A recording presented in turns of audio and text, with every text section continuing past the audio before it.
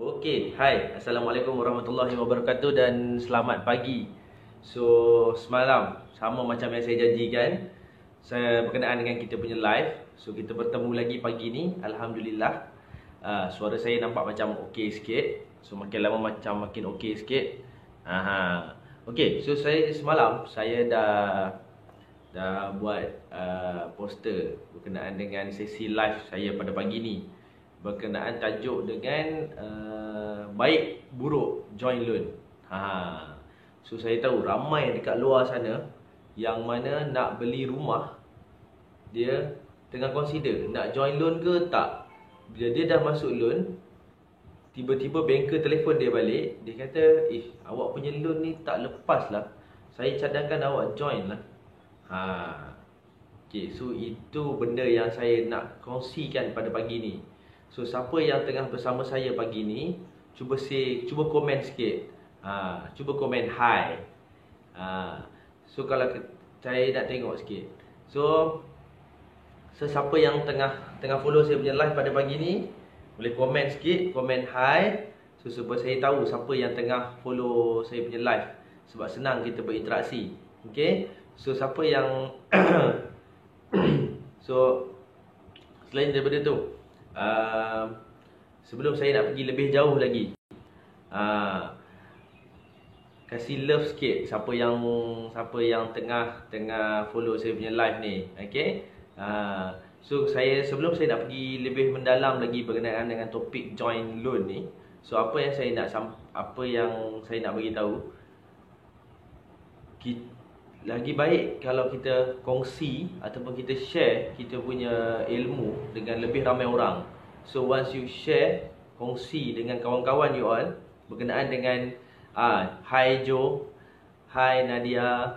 Okay, so semakin kita berkongsi dengan orang, semakin banyak pahala yang kita akan dapat. Semoga di bulan Ramadan yang mulia ni kita dapat kongsikan ilmu ni supaya lebih ramai lagi dapat manfaat berkenaan dengan benda ni. Saya faham sebab ramai orang yang dekat luar sana, dia nak beli rumah. Bila dia nak beli rumah, dia nak join loan. Saya tak kata buruk, saya tak kata baik. Okay, so saya cuma nak kongsikan beberapa point, beberapa tips, ataupun beberapa point lah yang saya lebih tekankan. Beberapa point berkenaan dengan baik buruk join loan, supaya lepas daripada you all semua dengar penerangan saya pada pagi ni so at least you all boleh fikir dan renung-renungkan, rasa macam perlu ke tak perlu join loan. Okay, so hi Hasif.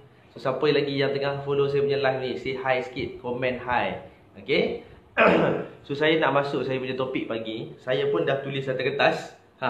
So apa kata, kalau kata you all yang tengah follow saya punya live ni pun, apa kata you all kena catat, ambil pen, ambil kertas. Okay, macam ni. Okay, ambil pen satu, ambil kertas, ataupun lagi cantik ada buku. So siapa yang ada buku lagi cantik lah. So ambil pen, ambil kertas, ambil buku. So catat apa yang saya nak sampaikan pagi ni. Sebab mungkin poin-poin yang saya sampaikan ni mungkin sekejap-kejap ingat, sekejap lupa. So just ambil point dia supaya you all boleh ingat apa yang saya nak sampaikan. Okay, so jangan lupa untuk kongsikan juga dengan kawan-kawan you all semua. So poin yang pertama berkenaan bila you join loan bila you dah start join loan, benda yang paling tak best sekali adalah margin of financing. Ini adalah poin yang pertama. Benda yang paling tak best sekali lah adalah margin of financing. Saya ambil contoh yang pertama. Sekarang ni, katakanlah you satu nama. Okay, you satu nama, seorang. Kita ambil contoh beli rumah, satu rumah, husband and wife. Okay, so hi Nadia, hi Zarul. Okay, so kita nak beli rumah, satu rumah.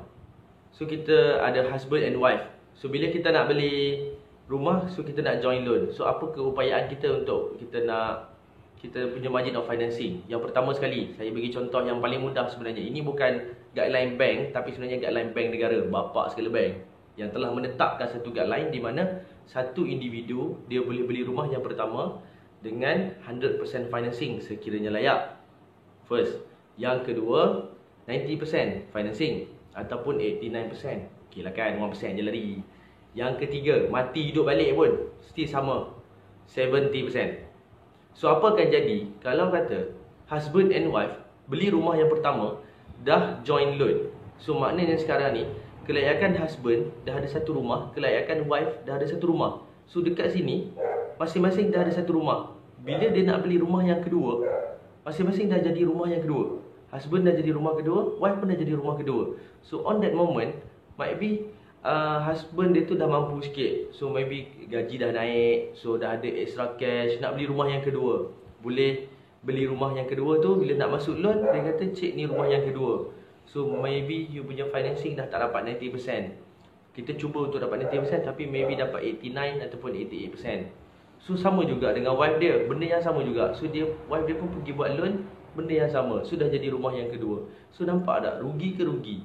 Bila husband and wife join loan, rumah yang pertama dan rumah pertama join loan, husband and wife.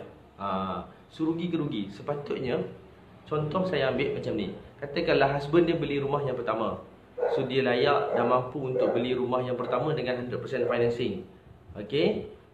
Lepas tu wife dia jadi beli rumah A. Lepas tu wife dia pergi beli rumah yang kedua. Beli rumah yang pertama untuk wife dia, tapi rumah yang kedua untuk family mereka. Faham ke faham? Rumah yang kedua, rumah yang pertama untuk wife, tapi rumah yang kedua untuk family. Maknanya sekarang ni wife dia still layak untuk beli rumah 100% financing. Kalau faham, cuba komen sikit faham. Bagi tahu kat situ komen apa yang you all faham berkenaan dengan poin yang pertama, berkenaan dengan MOF. Okay, so cuba komen sikit MOF. Berkenaan dengan MOF. Yang pertama, bila you ada keupayaan orang, husband beli rumah pertama, wife pun beli rumah pertama.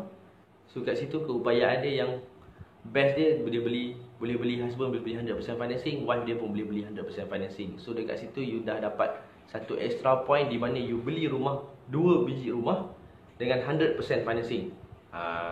So okey tak okey? Sebab apa? Nak beli 100%, nak beli satu rumah dengan 100% financing sekali je, tak boleh beli banyak kali. Kalau you beli rumah yang kedua, you buat 100% financing, bila sampai dekat LHDN, maybe katakanlah you dah beli rumah dulu pertama, you buat 100% financing, lepas tu you dah jual, you pergi balik bank, you cakap okay, saya nak beli rumah, ini rumah pertama saya. Tapi you tak beritahu dekat banker tu, you tak beritahu dekat pegawai bank tu yang kata you dah ada rumah sebelum ni, tapi you dah jual. Disebabkan dia punya syarat tu masih layak, masih follow guideline. So pegawai bank tu pun proses loan dia, buat 100% financing. Bila buat loan 100% financing, lulus. Bila lulus, so buatlah proses selanjutnya, proses dengan LHDN dan sebagainya.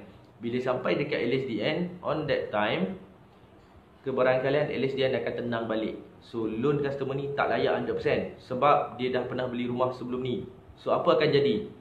Terus akan revise semua benda. Daripada loan you yang tadi tu dah dapat 100%, you tak prepare langsung deposit, terus tak jadi beli rumah sebab dah tendang, tak boleh buat 100% financing. You kena buat 90%. Even though dalam record you, dalam record secret you dah tak ada apa-apa langsung loan rumah, tapi sebenarnya record dekat LHDN dah tahu dah, oh dia ni dah pernah beli rumah, tak boleh dah nak beli rumah yang, tak boleh dah nak buat 100% financing, kita cuma boleh bagi 90% financing je. So dah kena buat lain financing tu. Nampak tak makan masa? Okey, sudah ke mana kita dah? Okey, itu ya point yang pertama, benda yang paling yang tak best lah bagi saya. Kalau kata you boleh fully utilize you punya kemampuan, you punya kelayakan untuk beli rumah yang pertama 100%, beli rumah yang kedua atas nama wife, tapi bagi dia adalah rumah pertama, still 100%, why not? Betul ke betul? Kita cuba fully utilize apa yang kita mampu. Okay, sebelum saya nak pergi point yang kedua, saya nak bagi tahu sikit, saya nak share sikit. Boleh ke boleh saya nak share ni? Saya nak share, saya ada buat satu grup Helmi Halim. So siapa yang betul-betul berminat, betul-betul sekarang ni dalam misi untuk mencari rumah pertama, nak dapat ilmu yang lebih mendalam berkenaan dengan nak capai rumah pertama, so boleh klik link Helmi Halim tu, grup Helmi Halim.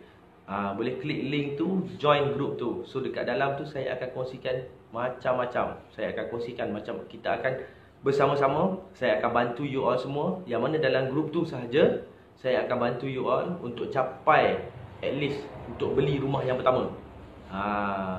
Dengan you punya financial you setakat mana, so saya akan bantu. Okay, so siapa yang betul-betul berminat, siapa yang rasa macam okay, aku tak ada rumah lagi, aku nak beli rumah, Tapi tak tahu nak beli rumah kat mana, berapa harga, macam mana. So macam mana nak beli, apa proses. Join group tu, saya bantu anda semua.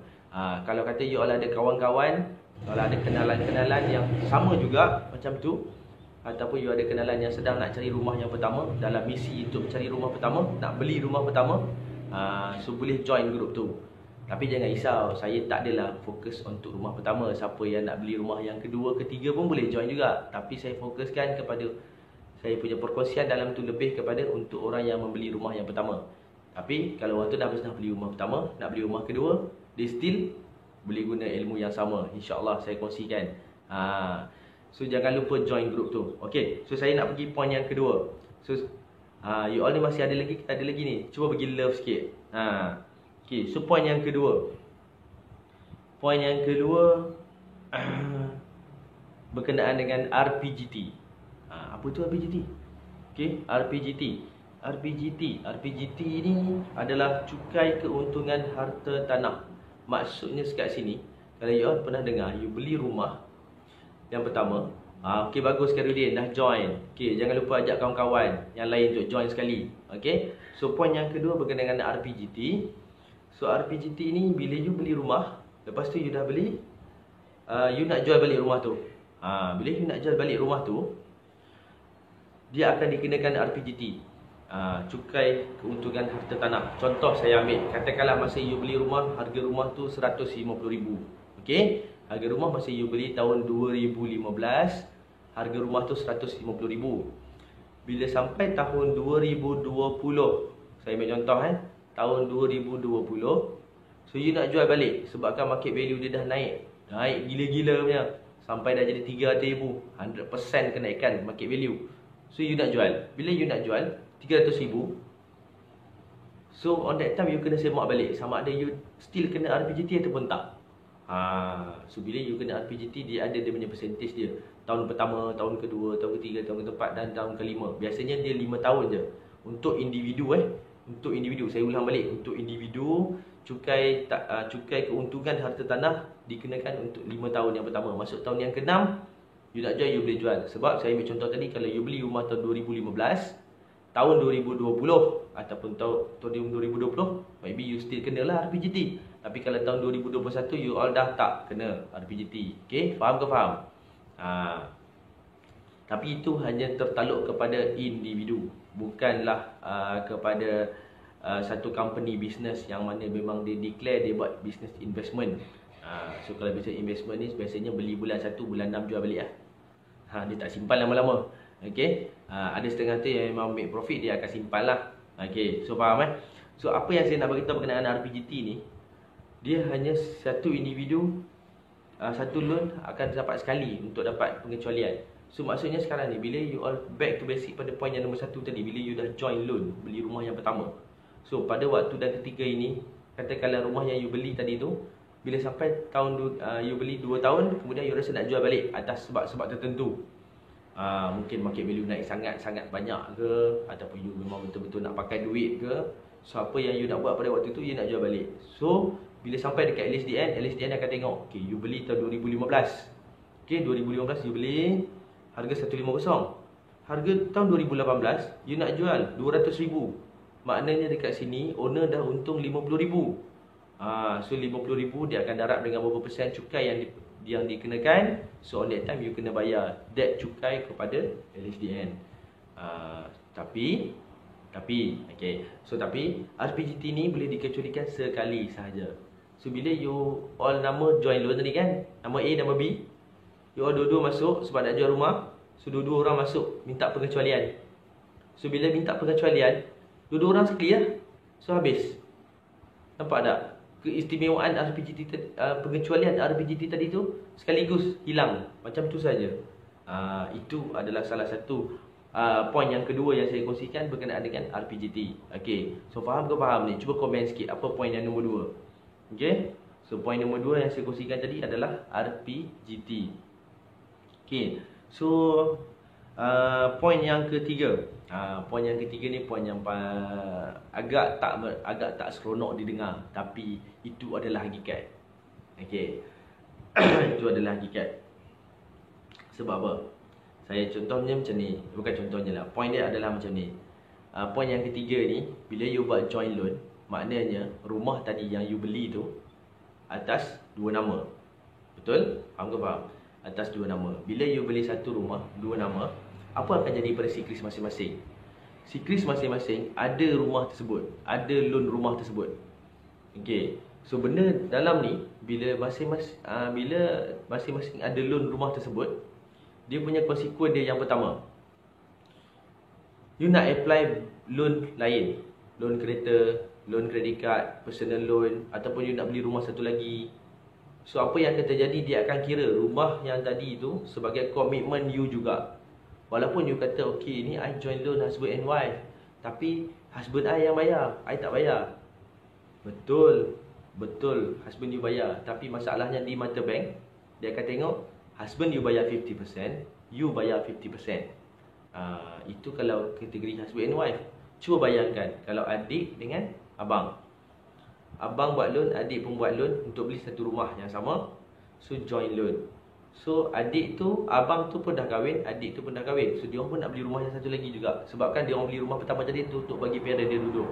Bagus, alhamdulillah. Sebab tak ramai orang adik-beradik sanggup joint loan untuk beli rumah untuk bagi mak ayah duduk. Sangat-sangat bagus. Saya sokong benda tu. Okey, tapi kalau kata kita mampu untuk beli satu nama, lagi bagus. Cuma minta just dia orang adik-beradik lain untuk top up financing ataupun top up dari segi monthly installment. Okay, so bila berlaku macam tu, bila dah joint loan, masing-masing ada komitmen. A ada komitmen, B pun ada komitmen. So bila you nak apply loan lain, bila you nak apply loan yang lain, so pada waktu tu dia dah kira sebagai komitmen you. So dia punya capability ataupun kita panggil DSR tu dah makin mengecil lah. Sebab you dah ada satu rumah. Ataupun you punya kebolehupayaan you, margin of financing you untuk beli rumah yang kedua pun dah makin mengecil. Sebab you dah ada satu komitmen. Itu benda yang tak syok. Tu okey lagi lah. Benda tu masih boleh ditimbang lagi. Sebab kita nak beli rumah bukan satu tempoh yang pendek. Okay, faham ke faham? Tapi benda yang paling tak best dia adalah, katakanlah you memang betul-betul mengharap pada husband you untuk bayar rumah tu, tapi na'udzubillah min zalik, just saya nak bagi contoh, katakanlah tiba-tiba jodoh tak panjang.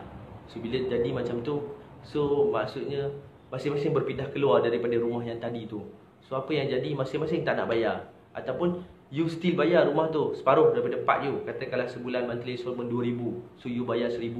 You harapkan you punya ex-husband bayar lagi 1,000, tapi dia tak bayar 1,000. So apa yang terjadi pada housing loan tu, dia punya monthly installment dah start tertunggak. Yelah, monthly installment sebulan 2,000, you bayar 1,000 je. Lagi 1,000 tak masuk, bank tak cukup 1 sen pun dia kira tertunggak tau. Okay, so bila dia jadi macam tu, you bayar, husband you tak bayar.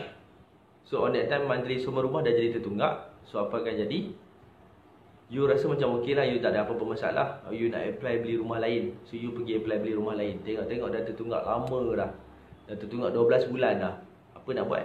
You dah tak boleh nak buat apa dah. Pada waktu tu tak nak, you kena settlekan dulu tunggakan tu. Sama ada you kena settlekan dengan bank, ataupun you dah kena diisytiharkan bankrupt, ataupun you dah diisytiharkan you kena settlekan whatever hutang-hutang tu lagi dengan bank, baru you boleh apply loan yang lain. Tu benda yang paling tak syok sekali. So bila you nak join loan, pastikan apa you punya ultimate goal. Maksudnya tujuan you beli rumah tu untuk apa. Kalau you beli rumah tu tadi untuk bagi parent you duduk, bagus.